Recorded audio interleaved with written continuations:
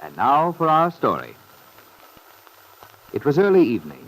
Bill Meade had returned from Stanton late this afternoon after a tiring day, during which he'd gained his freedom and lost his request for custody of his baby son.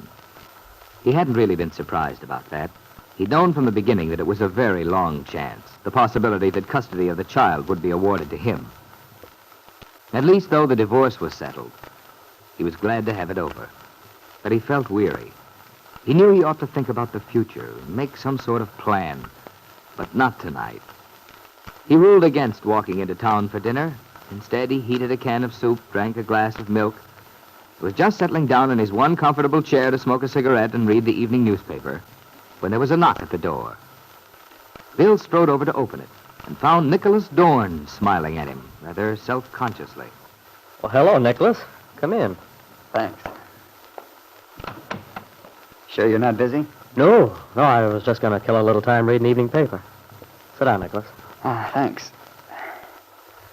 Well, look, Bill, if you've got nothing planned, how about joining forces with me? I haven't much to offer in the way of scintillating entertainment, but I've got a bottle up in my room. Or we might drive out to that roadhouse on the highway to Stanton. Thanks, Dorn, but I've made one trip to Stanton today, and... Okay, I just thought you might feel a little like celebrating. Well, I guess it's the conventional thing to do, but I'm afraid I don't feel much like it. How'd it go today, Bill? Unless you'd rather not talk about it. No, that's okay. Kit got the divorce all right. It was over very quickly. Must have seemed like something of an anticlimax after the months of waiting she put you through. Well, yes. But I'm glad it was short. Darn grateful that we didn't have to go through the wrangle of a contested divorce. After having met your former wife, I'm surprised you didn't. She's... Well, it's hardly the time for postmortems. What about your son, Bill? Or is that a foolish question? Very foolish, I'm afraid. Kit was awarded custody of the child. That accounts for your somewhat battered look. You really hadn't expected anything else, had you, Bill? No. I knew it was one chance in 100. Oh, but you know how it is, Dorn. I thought something might happen. Sure. But I'll be okay once I get used to the idea of not seeing that kid of mine. At least I hope I will. It's funny what happens to you when you have a kid. It's knowing you have a certain responsibility, I guess. But you feel as if you owe something to this person who'd never have existed if... I think I can guess how you feel. Of course, you know me. I'm the gay young bachelor type. Man about town, all that sort of thing. Who do I think I'm kidding, I wonder? Not me, anyway. Well, Bill, since you won't subscribe to my suggested treatment for the troubled mind, I'd better shove off. I wish you wouldn't, Dorn. Well, the girl at the newsstand at the hotel is holding a couple of mystery stories for me, and to quote her, they're really very scary, so I'm sure they'll put me to sleep very quickly. You know, when I started over here tonight, I had some idea that maybe you'd need a drinking companion or something like that. I was feeling pretty much at loose ends myself, but actually, I don't think misery loves company, do you? Well, as a matter of fact, I'm very glad you stopped by tonight. Because aside from its being swell of you, Dorn, I think there's something we ought to discuss. Oh, what's that? Peggy. Well, I had my mind firmly made up not to mention that subject tonight. Oh, I think we should. At least, there's something I feel I should tell you. I almost wish you hadn't been so darn decent about everything. It's much easier when you hate a guy. Want to give him a punch in the nose. Yeah, I know what you mean. Nicholas, you know I'm in love with Peggy. I always have been. But I have to find out how she feels about me. You realize that, don't you? Realize it? Brother, that's what I've been hanging around for. If I had any sense, I should have cleared out, I suppose, but I decided to wait until your marriage and all that got settled. I knew you couldn't make a move before that. Well, now it's happened. Yeah. Bill, so far as I'm concerned, I'd appreciate you taking me off these tenterhooks. You see, I may be crazy, but I'm uncomfortably sure that Peggy's in love with you. Always has been.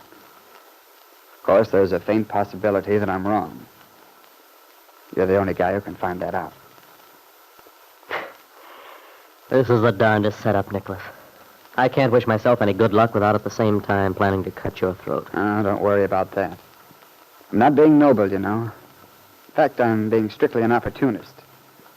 I just want to know the worst, so I can begin the slow process of getting back on my emotional feet if it's possible. Besides, as you said, you have to know how you stand with Peggy. Of course, even if she feels as I hope she does, that doesn't necessarily mean things will work out for us. I don't know why they shouldn't, under the circumstances. I mean, I know you feel lousy about not getting that baby of yours, but in a way it may be for the best, so far as Peggy's concerned. At least that's the way it looks to me. I know that. I've known it all along. I don't see how she'd ever be willing to bring up a child of Kit's. I can't say I blame her, Bill. With all due deference to your former wife, I think she's a menace. Hope you don't mind. No. So, as I say, you can hardly blame Peggy for not wanting to have anything to do with her child. Even if the child is yours, too. There still is a possibility, though. I mean, this lawyer of mine told me today if any new evidence came to light. New evidence? What effect would that have? Well, if there were anything we could prove which pointed to Kit's not being a suitable parent. You mean you could reopen the case or file a new claim, whatever they call it, and you might get custody of the baby after all? Yeah. Oh, it's probably not even worthwhile considering, but it could happen. It does make a difference, doesn't it?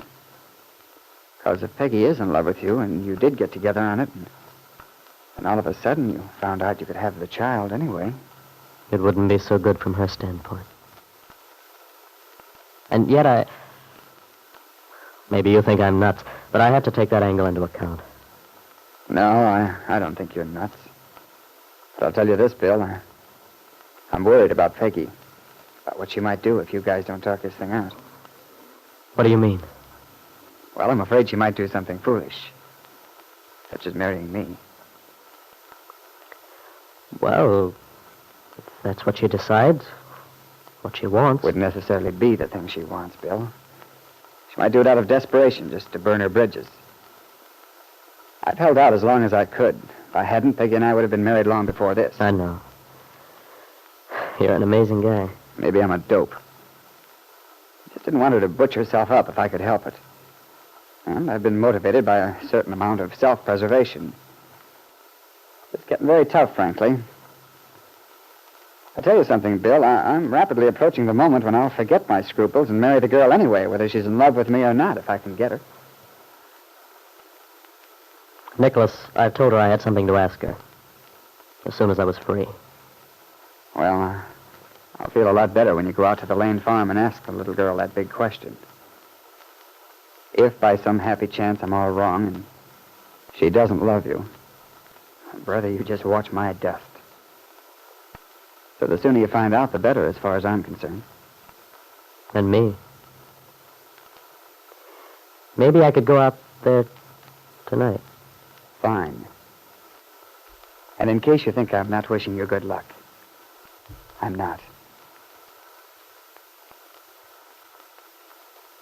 Nicholas Dorn and Bill Meade shook hands, rather solemnly, despite Nicholas's trying to cover up his true feelings by joking. At last, he thought, as he drove back to his room at the Brown Palace Hotel, he'd know where he stood once Bill and Peggy talked things over. Of course, as Bill had said, it would make a difference to Peggy if Bill should get custody of that baby. But it didn't seem very likely that he would. And yet there was one person in Wakefield who might just bring that situation about. Jessie Calvert, Kit's stepmother, who was very anxious to see Kit and the baby leave Ben Calvert's home.